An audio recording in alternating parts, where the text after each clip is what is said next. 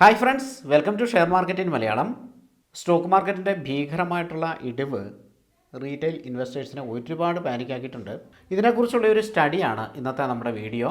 Already market ഇടിയാനുള്ള കാരണങ്ങൾ എന്താണ് എന്ന് നിങ്ങൾക്ക് മനസ്സിലായിട്ടുണ്ടാവും. ബ്രീഫായിട്ട് നമുക്കൊന്ന് വിശദീകരിക്കാം. അതുപോലെ തന്നെ എങ്ങനെയാണ് സ്റ്റോക്ക് മാർക്കറ്റ് വർക്ക് ചെയ്യുന്നത്, അതുപോലെ ഈ ഒരു ഇടിവ് മനുഷ്യനിർമ്മിതമാണോ, ഇതിന് പുറകിലുള്ള കാരണങ്ങൾ, അഥവാ മനുഷ്യനിർമ്മിതമാണെങ്കിൽ എന്തിനാണ് മാർക്കറ്റിനെ ഇങ്ങനെ ഇടിക്കുന്നത്, റീറ്റെയിലേഴ്സിനെ പാനിക്കാക്കുന്നത്. മാർക്കറ്റ് എത്ര നാൾ ഇടിയുമെന്നോ എവിടെ വരെ ഇടിയുമെന്നോ ആർക്കും പ്രവചിക്കാൻ സാധ്യമല്ല. വലിയ ഇൻവെസ്റ്റേഴ്സ് ഇപ്പോഴും പറയുന്ന കാര്യം, തിരിച്ച് മാർക്കറ്റ് കയറാൻ തുടങ്ങിയാൽ വളരെ ഫാസ്റ്റായിട്ട് ഷൂട്ടപ്പ് ചെയ്യും, ഇതൊരു ബൈയിങ് ഓപ്പർച്യൂണിറ്റിയാണ് എന്നാണ്. അവരിത് പറയുമ്പോഴും മാർക്കറ്റ് വീണ്ടും വീണ്ടും ഇടിഞ്ഞുകൊണ്ടിരിക്കുകയാണ്. കഴിഞ്ഞ മാസവും ജനുവരിയിലും ഡിസംബറിലുമൊക്കെ വലിയ ഇൻവെസ്റ്റേഴ്സ് പറഞ്ഞത് ഈ ഒരു കാര്യമാണ്. ഈ മാർക്കറ്റ് ഇടിവിന് പിറകിൽ ശക്തമായ ഒരു കളിയുണ്ടോ എന്ന് ചോദിച്ചാൽ എൻ്റെ ഉത്തരം അതെ എന്നാണ്. അത് പ്രൂവ് ചെയ്യാൻ പറ്റില്ല, അതെന്നെ കൊണ്ടൊന്നല്ല, ആരെ കൊണ്ടും പറ്റില്ല. കാരണം ഇതുപോലുള്ള ഇടിവുകൾ ഇതിനു മുമ്പും മാർക്കറ്റിൽ വന്നിട്ടുണ്ട്. സ്റ്റോക്ക് മാർക്കറ്റ് തകർന്നു പോകുന്നു, എല്ലാം നശിച്ചു പോകുന്നു എന്നുള്ള രീതിയിൽ കോൺസ്പിറൻസി തിയറികൾ ഇതിനു മുമ്പും ഉണ്ടായിട്ടുണ്ട്. എന്നിട്ട് എന്ത് സംഭവിച്ചു, ഇനി എന്താണ് സംഭവിക്കാൻ പോകുന്നത്, അതുപോലെ തന്നെ ഇപ്പോൾ സ്റ്റോക്കുകൾ വാങ്ങാൻ പറ്റുമോ, ഇതിനൊക്കെയുള്ള ഉത്തരം ഈ ഒരു വീഡിയോയിലൂടെ നിങ്ങൾക്ക് ലഭിക്കും. നമുക്ക് ആദ്യമായിട്ട് സ്റ്റോക്ക് മാർക്കറ്റിൻ്റെ ഇടിവിൻ്റെ കാരണങ്ങളിലേക്ക് പോകാം. മനോരമ ഓൺലൈനിൽ വന്നിരിക്കുന്ന വാർത്തയാണ്, താരിഫ് യുദ്ധം ഘടിപ്പിച്ച് ട്രംപ്, സ്വർണ്ണവിലയിൽ വമ്പൻ ഇടിവ്. ഈ വമ്പൻ ഇടിവൊന്നുമില്ല, കുറച്ച് സ്വർണ്ണവില താഴ്ന്നിട്ടുണ്ട്. ഇവിടെ നമുക്ക് സ്റ്റോക്ക് മാർക്കറ്റിൻ്റെ വെള്ളിയാഴ്ചത്തെ ഇടിവിനുള്ള ഉത്തരം കിട്ടും. മെക്സിക്കോ, കാനഡ എന്നിവയ്ക്ക് മേൽ ഏർപ്പെടുത്തിയ 25% ഇറക്കുമതി തീരുവ മാർച്ച് 4 പ്രാബല്യത്തിൽ വരുമെന്ന് US ട്രംപ് പറഞ്ഞത്. അപ്പോൾ ഇതാണ് ഇടിവിന് കാരണം, കഴിഞ്ഞ ഒറ്റ ദിവസത്തെ ഇടിവിന് കാരണം കേട്ടോ. അതിന് മുമ്പുള്ള ഇടിവിനുള്ള കാരണങ്ങൾ നമ്മൾ ബ്രീഫായിട്ട് ഡിസ്കസ് ചെയ്യുന്നുണ്ട്. അപ്പോൾ ഇങ്ങനെ പറഞ്ഞതോടുകൂടി ഡോളർ കുതിച്ച് കയറി. ഡോളർ കുതിച്ച് കയറുമ്പോൾ അറിയാലോ, ഇന്ത്യൻ റുപ്പിയുടെ കാര്യം വളരെ പരിതാപകരമാണ്. പുള്ളിക്കാരൻ വീണ്ടും താഴേക്ക് പോയി. അതുപോലെ തന്നെ ചൈനയ്ക്ക് മേൽ അധിക 10% ഇറക്കുമതി തീരുവയും ഏർപ്പെടുത്തി. അപ്പോൾ ഇതിന് പറയുക റെസിപ്രോക്കൽ താരിഫ് എന്നാണ്. ഒരു രാജ്യം മറ്റൊരു രാജ്യത്തിന് മുകളിൽ ഒരു ഇറക്കുമതി തീരുവ ഇംപ്ലിമെൻറ്റ് ചെയ്യുമ്പോൾ മറ്റേ രാജ്യം, രണ്ടാമത്തെ രാജ്യം ആദ്യത്തെ രാജ്യത്തിന് മുകളിലേക്ക് കൂടി ആ ഒരു താരിഫ് അതേ നിരക്കിൽ, അതായത് പല്ലിന് പല്ല് കണ്ണിന് കണ്ണ് എന്നുള്ള രീതിയിൽ ഒരടി കൊടുത്താൽ തിരിച്ച് ഒരടി തന്നെ കൊടുത്തിരിക്കും, അല്ലെങ്കിൽ 2 അടി കൊടുക്കണം എന്നുള്ള ഒരു ട്രംപിൻ്റെ നയമാണ് ഇതിന് പുറകിലുള്ള കാരണം. പക്ഷേ ഇതൊക്കെ ഒരു കാരണം മാത്രമാണ്. അപ്പോൾ അതിനു മുമ്പ് ട്രംപ് എന്താണെന്നും ട്രംപിൻ്റെ വലങ്കൈ ആയി നിൽക്കുന്ന ഇലോൺ മസ്ക് ആരാണെന്ന് നമ്മൾ അറിയണം. ട്രംപിൻ്റെ വാക്കുകൾക്കും തീരുമാനങ്ങൾക്കും ഇപ്പോൾ ലോകത്തെ തന്നെ നിയന്ത്രിക്കാനുള്ള കഴിവുണ്ട്. നമുക്കറിയാലോ, നമ്മൾ കണ്ടു കഴിഞ്ഞാണല്ലേ. എന്തിനാണ് അദ്ദേഹം ഇങ്ങനെ ചെയ്യുന്നത്? ഈ കാര്യങ്ങളൊക്കെ ഒരൊറ്റ രാത്രി കൊണ്ട് ഇദ്ദേഹത്തിന് മാറ്റിമറിക്കാൻ സാധിക്കുമോ? ഇപ്പോൾ മാർക്കറ്റ് ഇടിവിന് കാരണമായത് ഇപ്പോൾ നമ്മുടെ മാർക്കറ്റ് മാത്രമല്ല, ഏഷ്യൻ മാർക്കറ്റിനെയാണ് ഏറ്റവും കൂടുതൽ ബാധിച്ചിരിക്കുന്നത്. എന്നാൽ അമേരിക്കൻ മാർക്കറ്റിനെ ബാധിച്ചിട്ടുണ്ട്. ലോകമെമ്പാടുമുള്ള സ്റ്റോക്ക് മാർക്കറ്റിനെ ബാധിച്ചിരിക്കുന്നു ഇദ്ദേഹത്തിൻ്റെ റൂൾ. ഇദ്ദേഹം ഇത് മനഃപൂർവ്വം പറയുന്നതാണ്, അല്ലെങ്കിൽ മനഃപൂർവ്വം ചെയ്യുന്നതാണ് എന്ന് ഞാൻ പറയും. അവിടെയാണ് ഇലുമിനാറ്റി കൺസെപ്റ്റ് വരുന്നത്. ഇപ്പോൾ നമ്മൾ കണ്ടുകൊണ്ടിരിക്കുന്ന ന്യൂസുകൾ, ഞാനിപ്പോൾ ഒരുപാട് ന്യൂസുകൾ വായിച്ചു.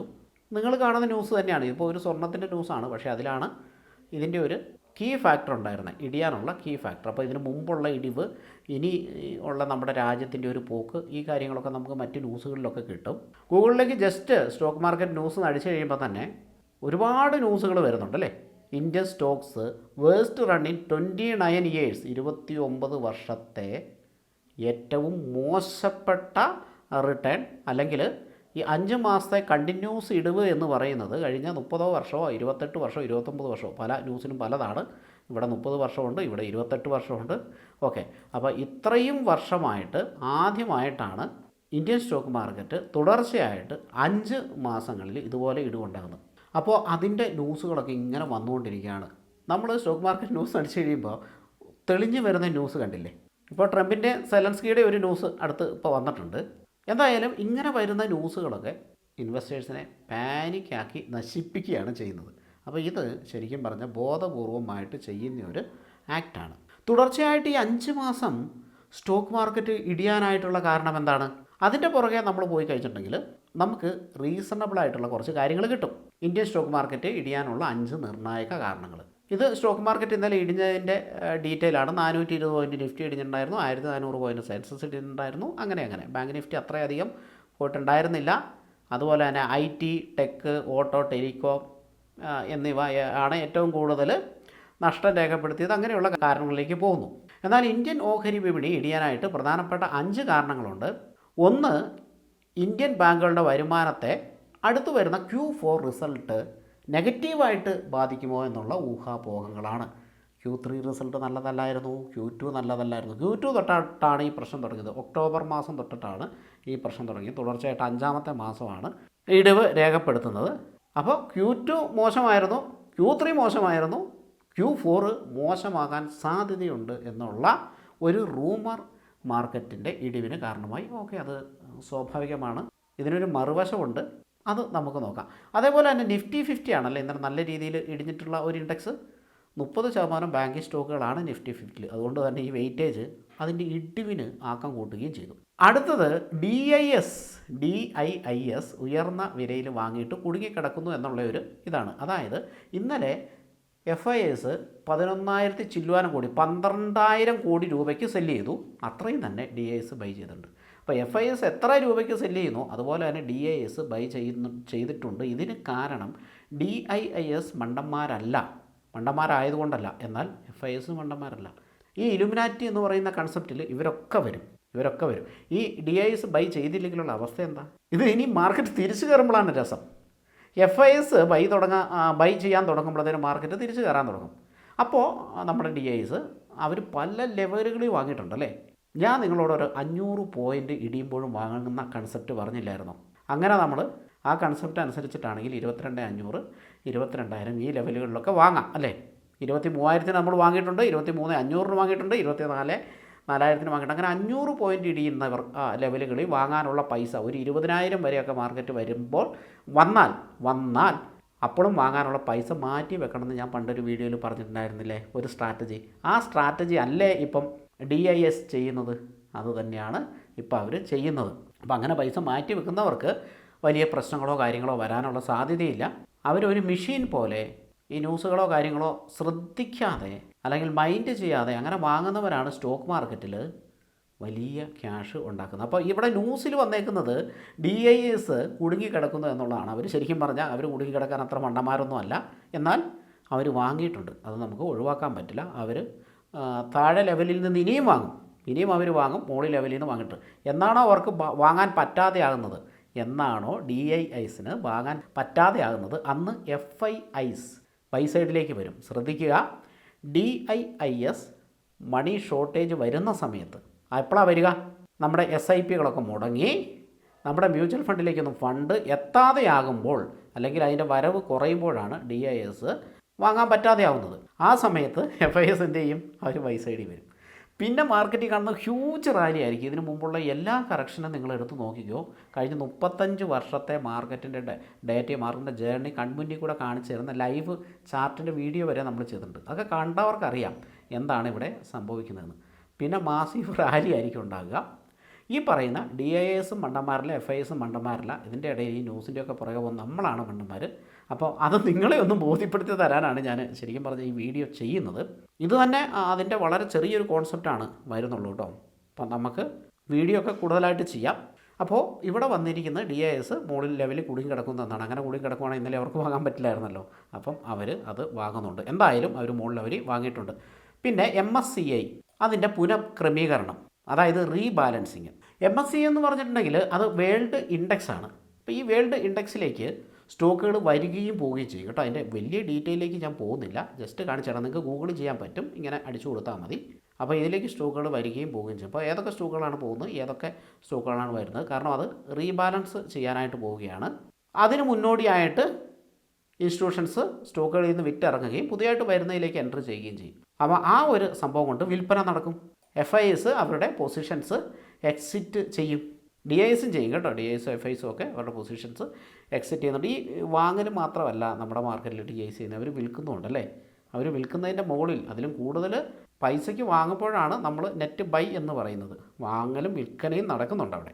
അപ്പോൾ ഇതൊരു കാരണമാണ്. ഇനിയിപ്പോൾ നമുക്കെല്ലാം അറിയുന്ന പോലെ US ബോണ്ട് ഈൽഡ് വർദ്ധിച്ചു, ബോണ്ടിൽ നിന്നുള്ള വരുമാനം വർദ്ധിച്ചു, പലിശ വർദ്ധിച്ചു. അപ്പോൾ ആളുകൾ എന്ത് ചെയ്യും?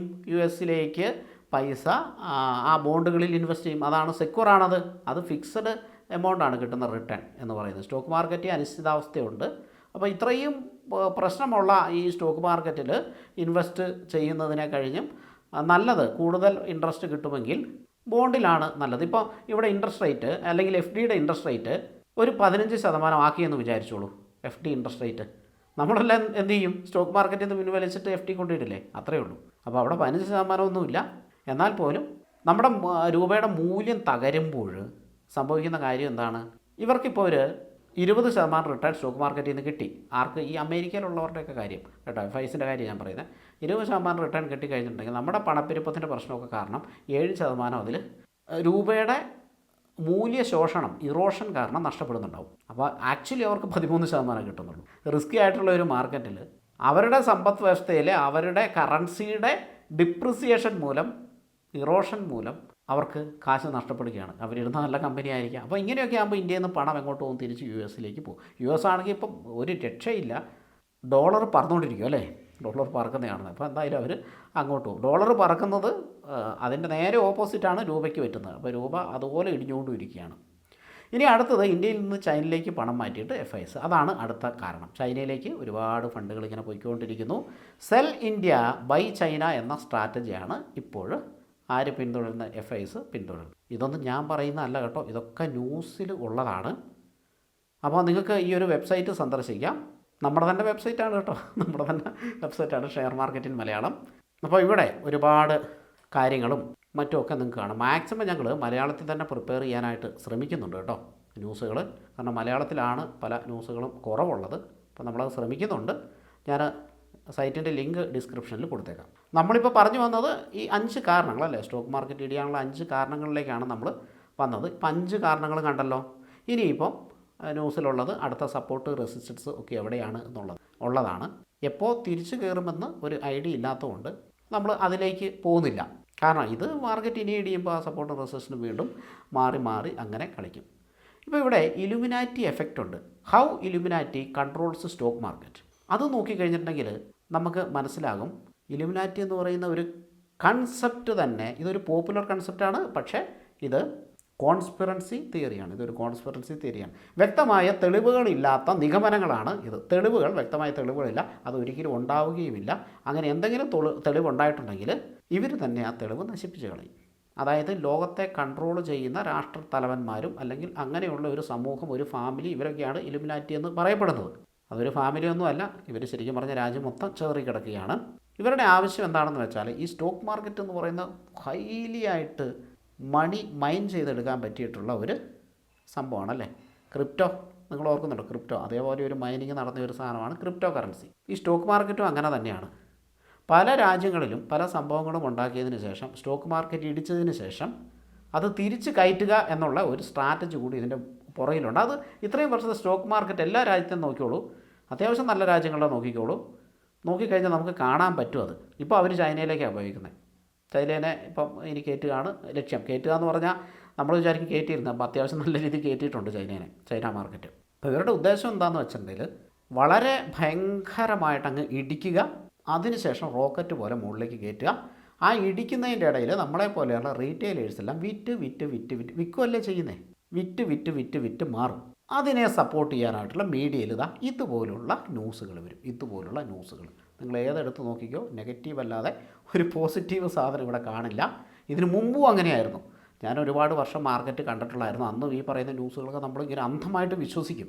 ഇത് അന്ധമായിട്ട് വിശ്വസിച്ചിട്ട് നമ്മളെല്ലാം വിറ്റ് പെറുക്കി എന്ത് ചെയ്യും? പിന്നെ തിരിച്ച് കയറുമ്പോൾ ഇൻവെസ്റ്റും ചെയ്യില്ല. വിറ്റ് പെറുക്കുന്ന പോട്ടെ, അത് കുഴപ്പമില്ല എന്ന് നോക്കാം. തിരിച്ച് കയറുമ്പോൾ ഇൻവെസ്റ്റ് ചെയ്യേണ്ട, അതും പേടിച്ചിട്ട് ഇൻവെസ്റ്റ് ചെയ്യില്ല. അങ്ങനെ ഇൻവെസ്റ്റ് ചെയ്തവരൊക്കെ അവരുടെ തലമുറയും അതിനടുത്ത തലമുറയ്ക്കും ജീവിക്കാനുള്ള ഉണ്ടാക്കി നമ്മൾ അത് നോക്കിയിരുന്നു. സ്റ്റോക്ക് മാർക്കറ്റ് എങ്ങനെയാണ് വർക്ക് ചെയ്യുന്നതെന്ന് നോക്കാം. ഇപ്പോൾ ഇതിൻ്റെ മലയാള പരിഭാഷ ഞാൻ ഇടാം കേട്ടോ. ഇപ്പോൾ തൽക്കാലം ഇംഗ്ലീഷിലുള്ളത് ഞാൻ മലയാളത്തിൽ പറയാം. കമ്പനികളുടെ ഷെയറുകൾ ഇൻവെസ്റ്റേഴ്സ് ബൈ ചെയ്യുന്നു, സെല്ല് ചെയ്യുന്നു. ഇതാണ് ശരിക്കും പറഞ്ഞാൽ സ്റ്റോക്ക് മാർക്കറ്റിൽ നടക്കുന്നതല്ലേ. എങ്ങനെയാണ് പ്രൈസ് മൂവ് ചെയ്യുന്നത്? പ്രൈസ് ഉയരുന്നത് more people want to buy a stock and fall when more people want to cell.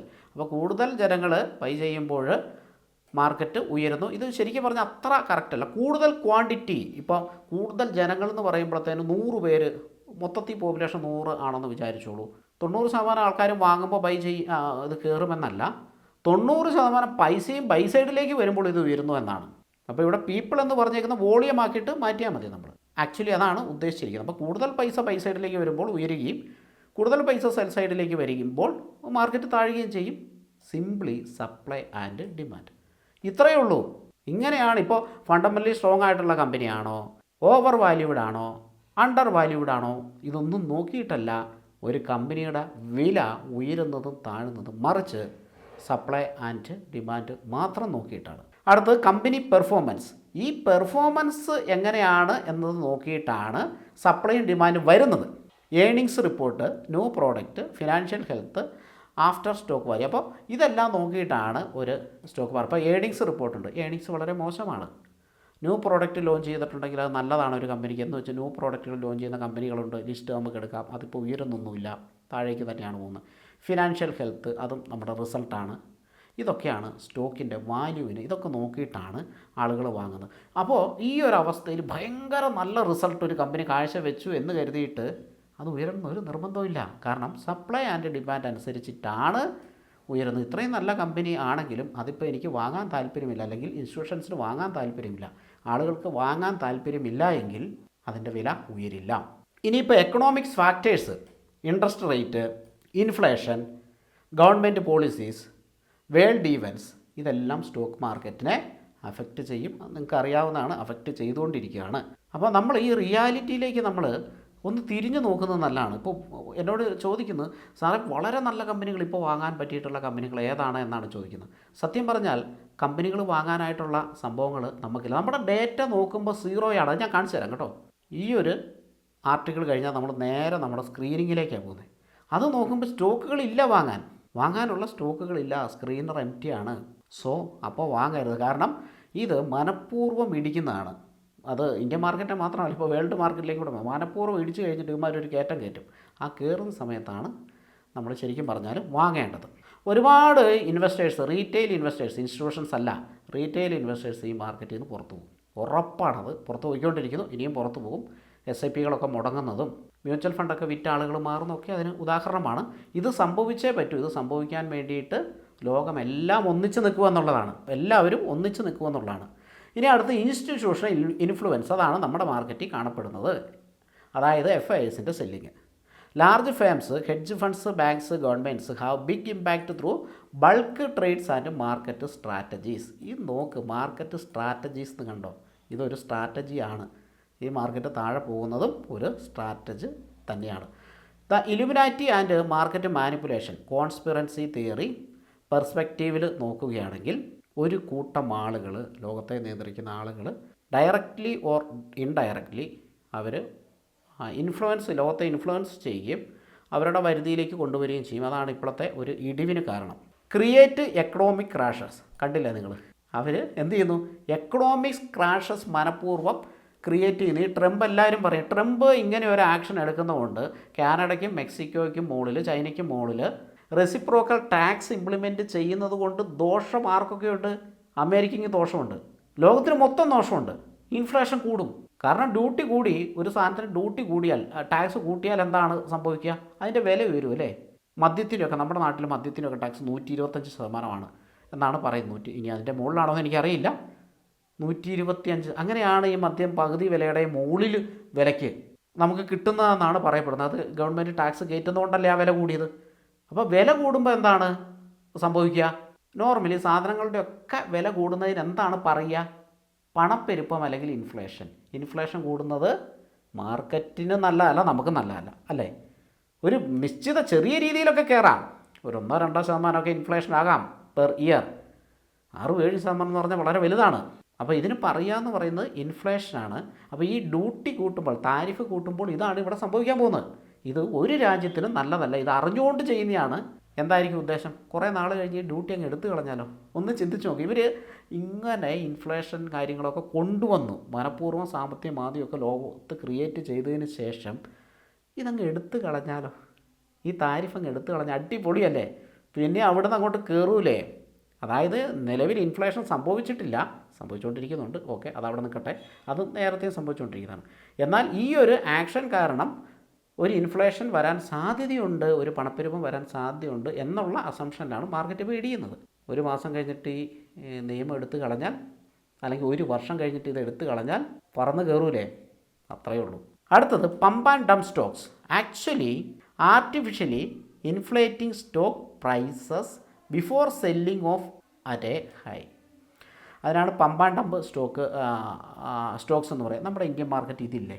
നിങ്ങൾക്ക് അറിയാവോ? നിങ്ങൾക്ക് റീറ്റെയിലേഴ്സ് കുറേ പേര് നമ്മുടെ വീഡിയോ കാണുന്നതാണല്ലോ. നിങ്ങൾക്ക് അറിയാവോ ഇല്ലയോ പമ്പ് ആൻഡ് ഡംപ് ഇവിടെ ഉണ്ടോ ഇല്ലയോ എന്നുള്ളത്?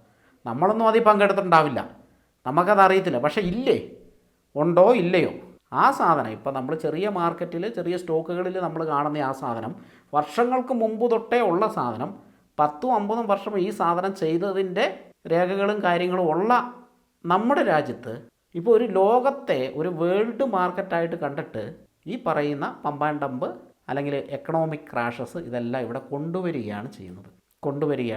അപ്പോൾ ഇതാണ് അതിൻ്റെ മറ്റൊരു കാരണം. Use insider knowledge. ഇപ്പോൾ ഞാൻ ഈ പറയുന്ന എന്തെങ്കിലും ഒരു തെളിവിൻ്റെ അടിസ്ഥാനത്തിൽ എനിക്ക് തെളിവ് കിട്ടില്ല. കാരണം അങ്ങനെയുള്ള തെളിവുകളൊന്നും പുറത്ത് വരില്ല. പിന്നെ നമ്മുടെ ഒരു വീഡിയോയ്ക്കൊന്നും ഇതിനെയൊന്നും മൊത്തം അഫക്റ്റ് ചെയ്യാനുള്ള കഴിവൊന്നുമില്ല. ഏതാനും കുറച്ച് ആയിരങ്ങൾ കാണും, അത്രയേ ഉള്ളൂ. അപ്പോൾ ഈ തെളിവോ കാര്യങ്ങളോ വരില്ല. അങ്ങനെ ലോകത്തെയൊക്കെ അഫക്റ്റ് ചെയ്യാൻ നമ്മുടെ വീഡിയോയ്ക്ക് കഴിവുണ്ടായിരുന്നുവെങ്കിൽ ഈ വീഡിയോ ചെയ്യാൻ നമ്മളിവിടെ ഉണ്ടാവില്ല. അപ്പോൾ അങ്ങനെയൊന്നും ഇല്ലാത്തത് കൊണ്ട് അതൊന്നും കുഴപ്പമില്ല. അപ്പോൾ ഇൻസൈഡർ നോളജ് അക്വയർ ചെയ്തുകൊണ്ടിട്ട് ഇലുമിനാറ്റി എന്ത് ചെയ്യും? സ്റ്റോക്ക് മാർക്കറ്റിനെ മാനിപ്പുലേറ്റ് ചെയ്യും. Having access to global events before they happen to profit from market moves. ഇതാണ്. അതായത് ആക്ച്വലി ഒരു സംഭവം നടക്കുന്നതിന് മുമ്പ് തന്നെ, അങ്ങനെ നടന്നാൽ ഇൻസ്റ്റിറ്റ്യൂഷൻസ് എടുക്കേണ്ട ആക്ഷൻസ് അവരെടുത്തതിന് ശേഷം അങ്ങനെ ഒരു സംഭവം നടത്തും എന്നാണ് ഈ FISൻ്റെ സെല്ലിങ് തുടങ്ങിയത്. ഏതാണ്ട് ഒരു 5 മാസമായി FISൻ്റെ സെല്ല് തുടങ്ങിയിട്ട്. 5 മാസമായിട്ട് സ്റ്റോക്ക് മാർക്കറ്റ് ഡൗൺ ആണ്. ഇപ്പോഴും അവർ സെല്ല് ചെയ്തുകൊണ്ടിരിക്കുന്നു അല്ലേ? ഒറ്റയടിക്ക് അവർക്ക് സെല്ല് ചെയ്ത് മാറാൻ പറ്റില്ല. അവർക്ക് ഈ ഘട്ടം ഘട്ടമായിട്ട് മാത്രമാണ് സെല്ല് ചെയ്ത് മാറാൻ പറ്റുള്ളൂ. ഇതിൻ്റെ ഒരു അവസാനം ഒരു സുപ്രഭാതത്തിന് വളരെ ഇമ്മീഡിയറ്റ് എഫക്റ്റായിട്ട് അവർ ബൈയിലേക്ക് മാറുകയും അതിനുശേഷം മാസീവ് റാലി നമ്മൾ കാണുകയും ചെയ്യും. പക്ഷേ അതെന്ന് മാറും എന്ന് നമുക്കറിയില്ല എന്ന് മാത്രം. അത് നമുക്ക് ആർക്കും പറയാൻ പറ്റില്ല. വലിയ ടീംസ് ഇത് എൻ്റർ ചെയ്ത് കഴിയുമ്പോൾ ചെറിയ ടീംസ് അതിൻ്റെ പുറകെ എൻ്റർ ചെയ്യുകയാണ് പതിവ്. അപ്പം നമ്മൾ ഇവിടെ ചെയ്യേണ്ടത് ഇങ്ങനത്തെ ഒരു സംഭവമാണ്. ഇനിയിപ്പോൾ control major corporations owning or influencing key financial institutions, media and tech companies. ഇന്ത്യയിൽ ഒരാളുണ്ട്, അദ്ദേഹത്തിൻ്റെ പ്രസൻസ് എല്ലാ സെക്ടറുകളിലും ഉണ്ട്. റീസെൻ്റ്ലി അദ്ദേഹം സിമെൻറ്റ് സെക്ടറിലേക്ക് കടന്നു അല്ലേ? തുറമുഖങ്ങളൊക്കെ ഇന്ത്യയിലെ ഇപ്പോൾ മെജോറിറ്റി തുറമുഖങ്ങൾ അദ്ദേഹത്തിൻ്റെ കയ്യിലായി. എയർപോർട്ട് അങ്ങനെ കടന്നു. ഇതിപ്പോൾ ഞാൻ ഇന്ത്യയിലെ ഒരാളുടെ കാര്യമേ പറഞ്ഞുള്ളൂ. ലോകം മൊത്തം ഇങ്ങനെ എന്തെങ്കിലും നടക്കുന്നു അല്ലേ? വലിയ കോർപ്പറേഷൻസിനെ കൺട്രോൾ ചെയ്യാനായിട്ട് എന്ത് ചെയ്യുന്നു? അവയെ സ്വന്തമാക്കുന്നു. അങ്ങനെയും ഇലുമിനാറ്റി ചെയ്തുകൂടെ? ചെയ്യാം, അങ്ങനെയും ചെയ്യാം കേട്ടോ. While market manipulations is real, think Wall Street scandals, insider trading and high frequency trading. There is no solid proof that a shadowy group like the Illuminati controls the market. ഈ Illuminati മാർക്കറ്റിനെ control ചെയ്യുന്നതായിട്ട് ഒരു solid പ്രൂഫും ഇല്ല, ഇനി ഉണ്ടാവുകയുമില്ല, അതുണ്ടാക്കാനായിട്ട് സമ്മതിക്കുകയുമില്ല. എന്തുകൊണ്ടാണ് ഇല്ലാത്തത്? കാരണം it's influenced by big banks, governments and hedge funds with massive resources. നമ്മുടെ ഫണ്ടാണോ, നമ്മുടെ കയ്യിലുള്ള പൈസയാണോ ഈ പറയുന്ന ഇൻസ്റ്റിറ്റ്യൂഷൻ്റെ കയ്യിലുള്ളത്? അല്ലല്ലോ. മാസീവ് ഫണ്ടുള്ളവർക്ക് എന്തും ചെയ്യാനായിട്ട് സാധിക്കും, എന്തും നടത്താനായിട്ട് സാധിക്കും. അപ്പോൾ ഇതാണ് സ്റ്റോക്ക് മാർക്കറ്റിൽ ഇലുമിനാറ്റി എങ്ങനെയാണ് കൺട്രോൾ ചെയ്യുന്നതെന്ന് ഏകദേശം നമുക്കൊരു ഐഡിയ കിട്ടിക്കാണും അല്ലേ? ഇതൊരു കോൺസ്പിറൻസി തിയറി മാത്രമാണ്, അറിവിലേക്ക് വേണ്ടി ഷെയർ ചെയ്തു എന്ന് മാത്രം. ഇനി നമ്മുടെ വീഡിയോയുടെ ലാസ്റ്റ് ഭാഗത്തേക്ക് നമുക്ക് കിടക്കാം. ഇപ്പോൾ വാങ്ങേണ്ട സ്റ്റോക്കുകൾ ഏതൊക്കെ? ഞാനിവിടെ ഒരു സ്ക്രീനർ നിങ്ങൾക്ക് പരിചയപ്പെടുത്താം. ഈ സ്ക്രീനറിലുള്ളത് ഇന്ത്യൻ സ്റ്റോക്ക് മാർക്കറ്റിൻ്റെ വിവിധ സെക്ടറുകളുടെ വാല്യൂം അതിൻ്റെ ഗ്രാഫുമാണ്. ഇപ്പോൾ നിഫ്റ്റി ഫിനാൻസ്, അതായത് ഫിനാൻസ് സെഗ്മെൻറ്റാണ്, ഓരോ സെഗ്മെൻറ്റുകളാണ്. Bank Nifty private bank, Nifty metal, ഇതിൽ മെറ്റൽ കമ്പനി മാത്രമേ ഉള്ളൂ. CNX റിയാലിറ്റി കമ്പനികൾ മാത്രമേ ഉള്ളൂ. നിഫ്റ്റി കമ്മോഡിറ്റി, നിഫ്റ്റി CPSE, പിന്നെ ഇത് നമ്മുടെ നിഫ്റ്റി ഫാർമ, ഇതിൽ ഫാർമ കമ്പനികൾ മാത്രമേ ഉള്ളൂ. നിഫ്റ്റി 100, ഇന്ത്യയിലെ ഏറ്റവും വലിയ 100 കമ്പനികൾ മാത്രമേ ഇതിലുള്ളൂ. നിഫ്റ്റി മിഡ് ക്യാപ്പ് 50, മിഡ് ക്യാപ്പിലെ 50 കമ്പനികൾ മാത്രമേ ഉള്ളൂ. ഇങ്ങനെ ഒരുപാട് സെക്ടറുകൾ. നിഫ്റ്റി CNX എനർജി, അത് എനർജി കമ്പനിയാണ്. അടുത്ത ഇൻഫ്ര കമ്പനികൾ മാത്രമേ ഉള്ളൂ. ഈ സെക്ടറുകളെല്ലാം ഇന്നലെ ഇടിഞ്ഞേക്കുന്നതാണ് നിങ്ങൾ ഈ കാണുന്നത്. FMCG sector, small cap, consumption ഒക്കെ 3% മുകളിൽ ഇടിഞ്ഞിട്ടുണ്ട്. IT ആണ് ഏറ്റവും കൂടുതൽ ഇന്നലെ ഇടിഞ്ഞേക്കുന്നത്. നിഫ്റ്റി IT കമ്പനികൾ മാത്രമേ ഉള്ളൂ. നിഫ്റ്റി ഓട്ടോ കമ്പനികൾ മാത്രമേ ഉള്ളൂ, ഏതാണ്ട് 4% ഇടിഞ്ഞിട്ടുണ്ട്. 3.5% ഇടിഞ്ഞിട്ടുണ്ട്. അപ്പോൾ ഇതെല്ലാം ഇന്ത്യൻ മാർക്കറ്റിലെ സെക്ടറുകളാണ്. ഒരു സെക്ടർ തുറക്കുവാണെങ്കിൽ IT തുറക്കാം. ഇതിലെവിടെയാണ് വാങ്ങാറായോ നിങ്ങൾക്കിത് നോക്കിയിട്ട് ഇവിടുന്ന് വാങ്ങാമായിരുന്നു നമുക്ക്, അല്ലേ? ഈ ഒരു ഭാഗത്തു നിന്ന് വാങ്ങാമായിരുന്നു. ഈ ഒരു സംഭവം ഇവിടെ വന്നാൽ വാങ്ങിക്കൂടെ? വാങ്ങാലോ. വന്നോ? ഇല്ല. വരുമോ? വരും. എന്തായാലും വരും, അല്ലേ?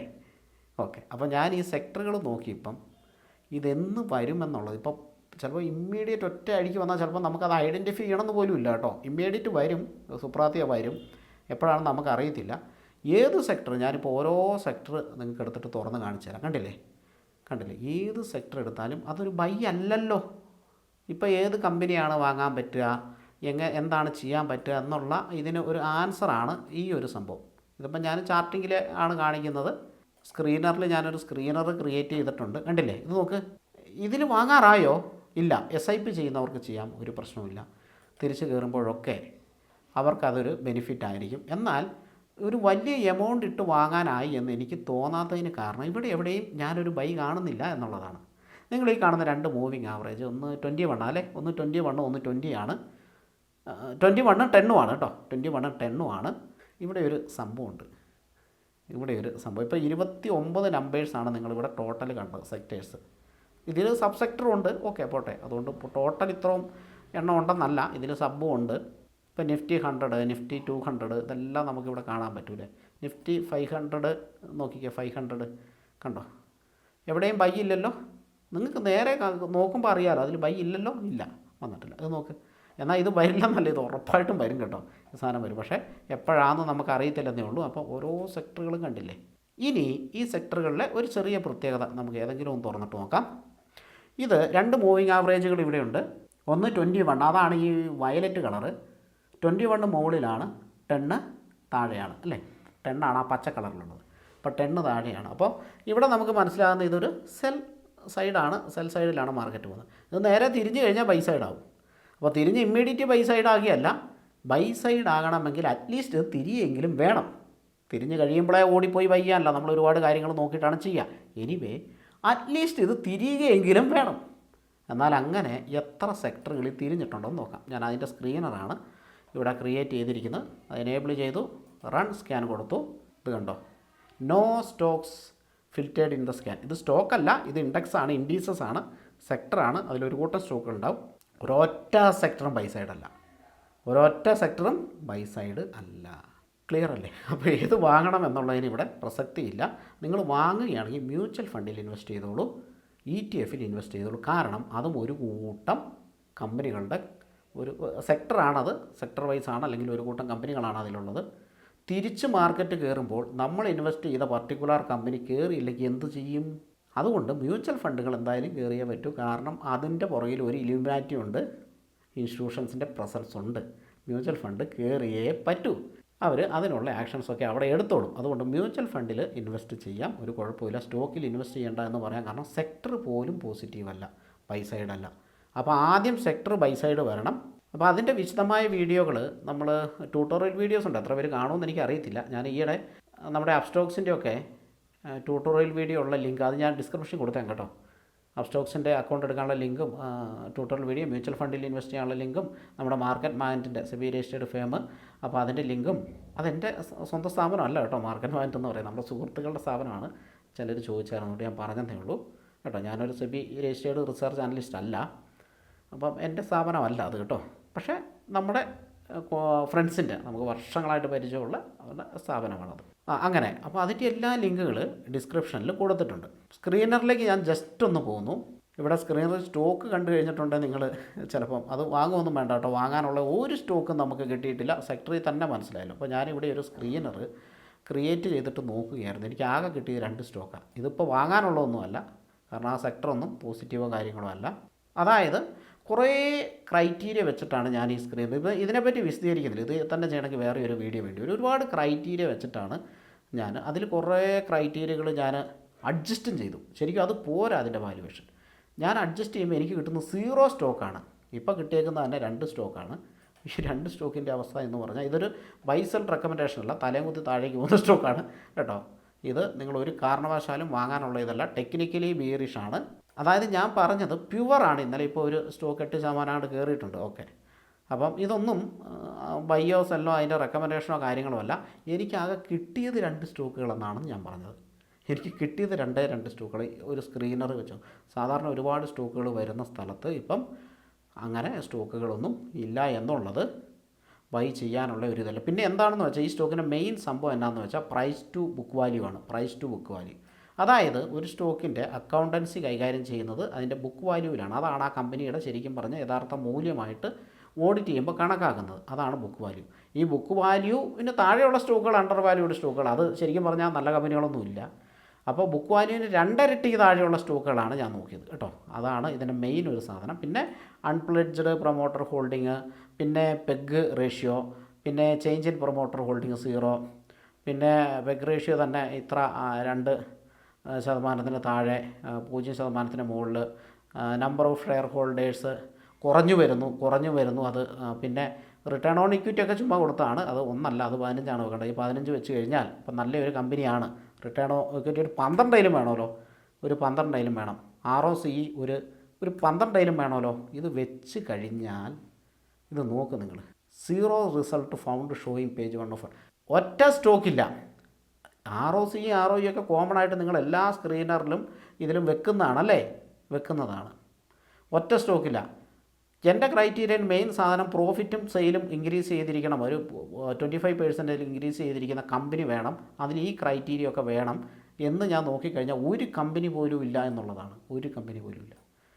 കണ്ടോ? അതായത് Q3 ഏർണിങ്സ് മോശമാണ്, മൊത്തത്തിൽ മോശമാണ്. വാല്യുവേഷൻ ഹൈ വാല്യുവേഷനിലാണ് കമ്പനി നിൽക്കുന്നത്. അപ്പോൾ പ്രൈസ് ടു ബുക്ക് വാല്യൂ 2 ഇരട്ടിക്ക് താഴെയുള്ള കമ്പനികൾ വിത്ത് ഗുഡ് റിസൾട്ട്. അതാണ് ഇവിടെ നമ്മൾ കൊടുത്തേക്കുന്ന ഒരു ചെറിയ കാര്യം. With good result. എത്ര കമ്പനിയുണ്ട്? 0 കമ്പനിയുണ്ട്. അപ്പോൾ നല്ല റിസൾട്ട് വന്നിട്ടുള്ള കമ്പനികൾ വേറെ ഉണ്ട്, എന്നാൽ അവയുടെ വാല്യുവേഷൻ വളരെ ഹൈ ആണ്. അതാണ് ഇന്ത്യൻ മാർക്കറ്റിൽ സംഭവിക്കുന്ന ഇപ്പോൾ ഉള്ളൊരു കാര്യം. ഇതൊക്കെ ഈ സമയത്തെ നമ്മൾ നോക്കുകയുള്ളൂ. അല്ലാതെ ഇതിലും കൂടി നിൽക്കുന്ന സമയമുണ്ടായിരുന്നു, ആ സമയത്തും നോക്കിയല്ല. അപ്പം ഇതൊക്കെയാണ് നമ്മുടെ ഈ റിസൾട്ടിൻ്റെയൊക്കെ അവസ്ഥ. ഹൈ വാല്യുവേഷനിലാണ് ഇപ്പോഴും ഇന്ത്യൻ മാർക്കറ്റ് നിൽക്കുന്നത്. ഉറപ്പായിട്ടും ഇലുമിനാറ്റി കൺസെപ്റ്റ് കാര്യങ്ങളിലൊക്കെ മാർക്കറ്റ് തിരിച്ച് കയറും. ആ സമയത്ത് ഉണ്ടാക്കാൻ പറ്റുന്ന ഒരു ഇതുണ്ടല്ലോ, ഇൻവെസ്റ്റ് ചെയ്യുന്ന മാസീവ് ഇൻവെസ്റ്റ്മെൻറ്റ് കാര്യങ്ങൾ, അത് ചിലപ്പോൾ കുറേ വർഷം കഴിയുമ്പോൾ നമുക്ക് മനസ്സിലാകും. കൊറോണ ടൈമിൽ നമ്മൾ ഇൻവെസ്റ്റ് ചെയ്തിരുന്നെങ്കിൽ മനസ്സിലാകും. അതൊക്കെ ഞാനൊക്കെ നോക്കിയിരിക്കുക. ഇത് എനിക്ക് പേടിച്ചിട്ടേ ഈ പേടി മാർക്കറ്റിലുണ്ടാക്കും.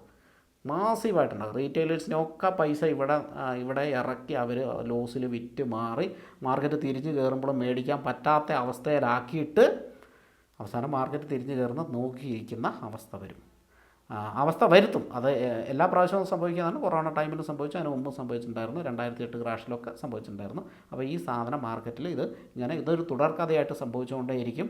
അതുകൊണ്ടാണ് നമുക്ക് പാസ്റ്റ് ഹിസ്റ്ററി പഠിച്ചിട്ട് ഇപ്പോൾ ഇങ്ങനെ ഒരു വീഡിയോ ചെയ്യാനൊക്കെ പറ്റുന്നത് കേട്ടോ.